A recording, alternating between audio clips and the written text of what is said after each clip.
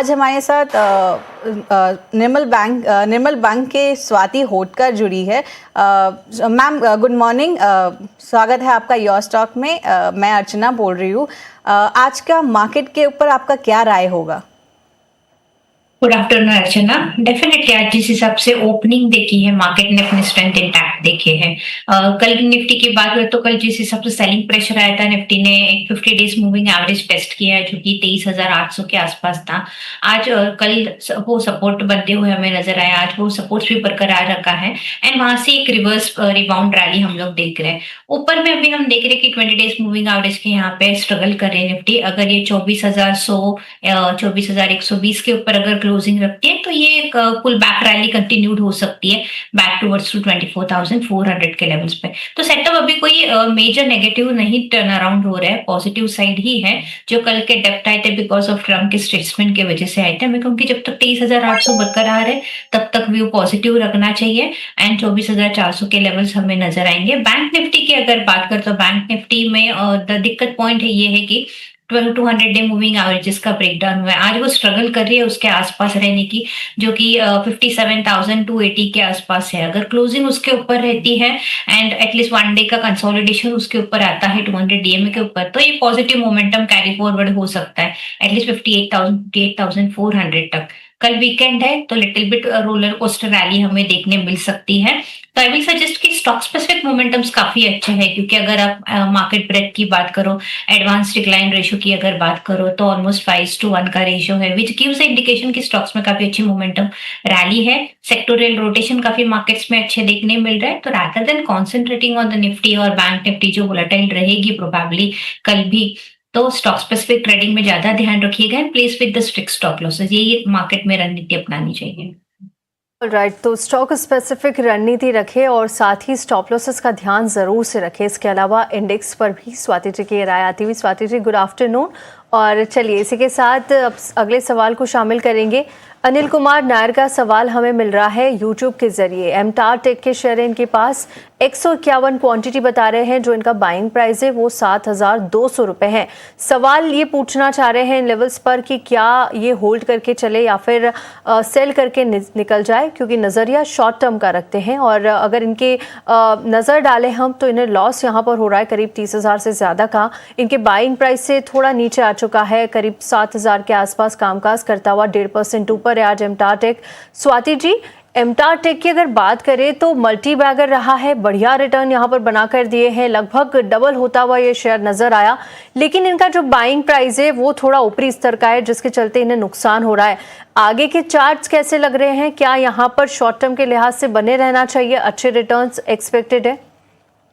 जी, short term के लिए ये counter little bit cautious view है मेरा, क्योंकि अगर आप लास्ट एक या 1.5 महीने का डेटा देखोगे तो काफी अच्छी रैली हम लोग ने देखी थी, ऑलमोस्ट 3,800 to 8,000। तो अभी हम लोग प्रॉफिट बुकिंग ये पर्टिकुलर स्टॉक्स में नजर आ रहे हैं एंड 20 डेज मूविंग एवरेजेस के ब्रेकडाउन दिए हैं। क्लस्टर सपोर्ट्स लेवल्स थे 7,100 के, उसका भी ब्रेकडाउन हुआ है। तो थोड़ा प्रॉफिट बुकिंग या सेलिंग प्रेशर हमें और देखने मिल सकता है, जो कि स्टॉक को लेके जा सकता है 6,700 एंड उसके बाद 6,500 तक। तो व्यू लिटिल बिट कॉशियस है, बट मैं कहूंगी कि काउंटर में कोई मेजर नेगेटिव है नहीं, तो आप लॉन्ग टर्म के होराइजन के हिसाब से आप डेफिनेटली होल्ड ऑन कर सकते हैं। इसमें क्षमता है कि ये वापस 7,500 to 7,800 की तरफ रैली हमें देखने मिल सकती है।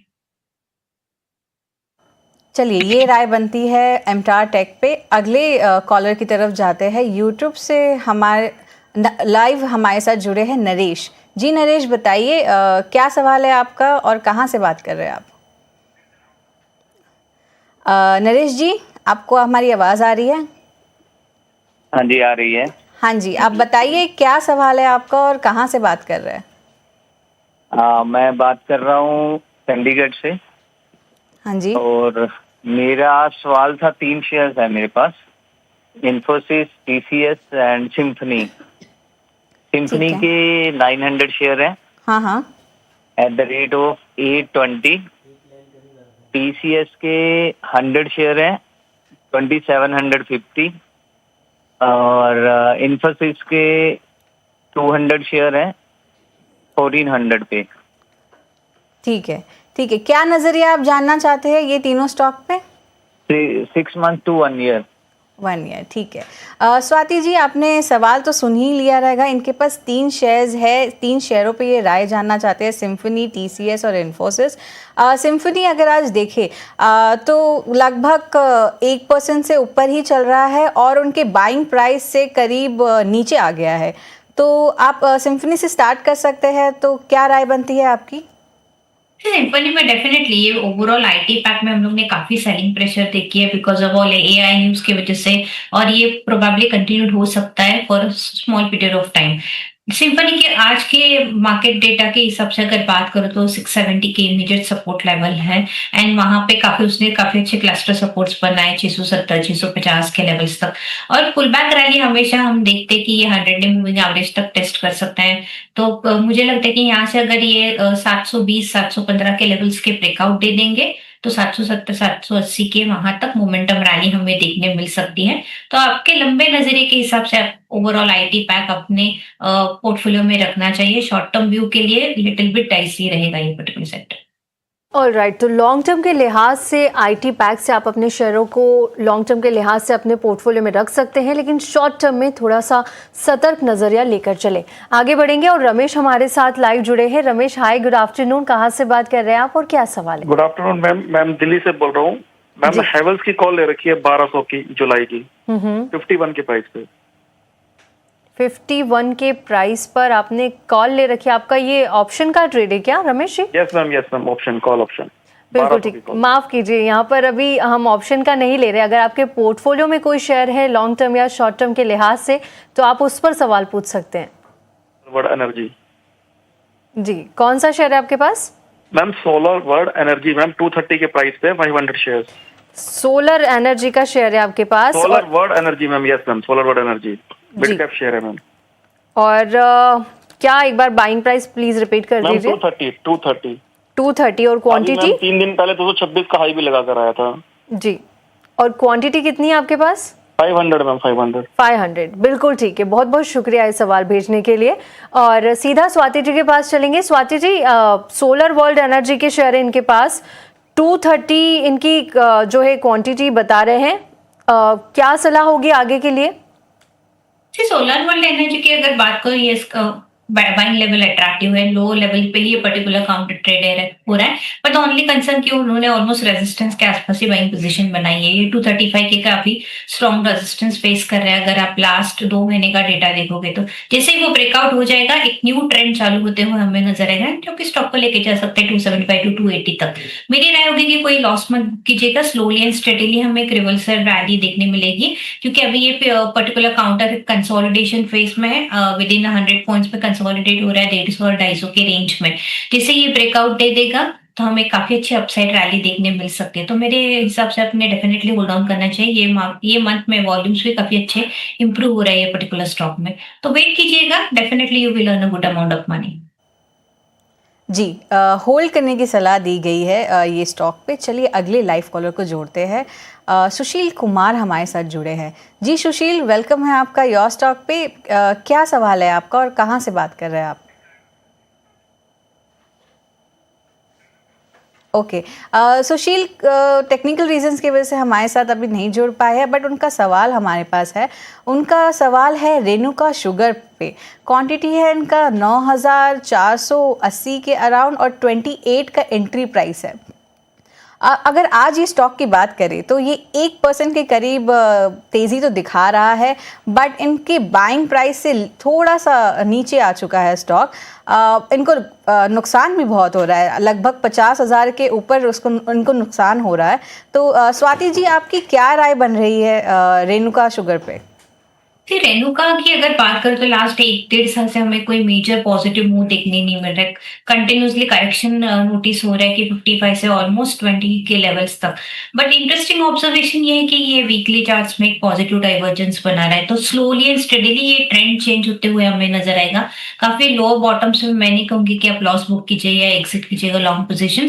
थोड़े एलिवेटेड लेवल्स पे उनकी बाइंग है, हो सके तो एवरेज आउट कीजिएगा करंट लेवल्स पे पोजिशन। स्टॉक में यहाँ से अगर पुल बैक लेते ट्रेंड चेंज होता है तो वापस इनिशियल टारगेट्स रहेंगे 30, एंड उसके अबव अगर ये सस्टेन होता है तो 35 to 38 के लेवल्स पे ओपन हो जाएंगे। बट इसके लिए आपको एटलीस्ट 7 to 8 मंथ्स का नजरिया रखना होगा। राइट, तो 7 से 8 महीने का नजरिया रखें और उसके बाद के जो टारगेट्स है वो भी आपको बता दिए हैं। श्री रेणुका शुगर के लिए ये राय आती हुई अंकित पराशर इस वक्त हमारे साथ लाइव जुड़े हैं। अंकित हाय, गुड आफ्टरनून, पूछिए क्या सवाल है आपका। गुड आफ्टरनून जी। मेरा सवाल ये है कि मैंने JWL करीबन 1200 क्वांटिटी का सब मेरे पास शेयर है एंड अभी करंट में जो रेट चल रहा है last if you see the 4 to 5 months, so they are constant on the same price band. So what is the forecast for this JWL for going forward? बिल्कुल ठीक है, तो अच्छे प्रॉफिट में आप इन लेवल्स पर अंकित? यस, बहुत बहुत बधाई हो सबसे पहले इतने बड़े प्रॉफिट के लिए। चलिए सीधा एक्सपर्ट से राय लेंगे। अंकित, आपका लॉन्ग टर्म का नजरिया है क्या? जी हाँ, यस। ऑल राइट, बहुत बढ़िया, बहुत बहुत शुक्रिया सवाल भेजने के लिए। स्वाति जी हमारे साथ अंकित पराशर राय जुड़े हैं। इनके पास जुपिटर वैगन्स के शेयर है, 180 पर खरीदा था और 251 पर आज भी करीब 1.25% से ज्यादा की तेजी है और बढ़िया प्रॉफिट में बैठे हैं। लॉन्ग टर्म के लिहाज से क्या नजरिया रहेगा और ये फ्यूचर जानना चाहते हैं, इनकी फ्यूचर पर्सपेक्टिव, टारगेट्स क्या रहेंगे आने वाले दिनों में, क्या करना चाहिए, क्या इन लेवल्स पर प्रॉफिट बुकिंग करें या फिलहाल बने रहें और भी अच्छे टारगेट्स के लिए? यस, जुपिटर वैगन में definitely view little bit cautious है। नो वंडर उनके बाइंग ऑलमोस्ट 2023 या 24 के आसपास, क्योंकि तब के ये लेवल्स हैं। एंड 2024 मिड पॉइंट्स हम लोग ने काफी सेलिंग प्रेशर देख रहे हैं। ओवरऑल ट्रेंड डाउन साइड है। जिस हिसाब से ये देख रहे हैं कि 300 के लेवल्स क्रॉस नहीं कर रहे हैं हाई साइड, तो which is a little bit concern point. मैं कहूंगी कि सिंस आपकी लो लेवल की बाइंग है, करंटली पोजीशन होल्ड रखिएगा, बट नीचे में 240 का स्ट्रिक्ट स्टॉप लॉस रखिएगा, क्योंकि वो क्लस्टर सपोर्ट से अगर वो ब्रेक डाउन होते हैं, वो जो 2025 और 26 के आसपास के सपोर्ट लेवल से अगर वो ब्रेक डाउन होंगे तो वापस आपकी बाइंग प्राइस देखने मिल सकती है। तो मैं कहूंगी कि 240 का प्रॉफिट स्टॉप लॉस रखिए और अपने लॉन्ग पोजीशंस बने रखिएगा। ट्रेंड कब चेंज होगा? जब ये 300 के लेवल्स ऊपर की तरफ हमें ब्रेकआउट्स नजर आएंगे वॉल्यूम्स के साथ, तो थोड़ा ट्रेंड चेंज होते हुए हमें नजर आएगा। देन उसके बाद टारगेट्स ओपन हो जाते हैं 370 to 380। तो एट दी करंट मेरा भी लिटिल बिट कॉशियस है, पर 240 के प्रॉफिट स्टॉप लॉस से अपने लॉन्ग पोजीशंस होल्ड रख सकते हैं। जी, होल्ड करने की सलाह होगी स्वाति जी से। अगले सवाल को हम जोड़ते हैं। देवांशु का सवाल आया है हमारे पास। वेरॉक इंजीनियरिंग के ऊपर उनका सवाल है। 600 की क्वांटिटी है, 496 की उनकी बाइंग प्राइस है। उनका सवाल है कि ये कब तक होल्ड कर सकते हैं और उनको KPIT टेक पे भी इंटरेस्ट है।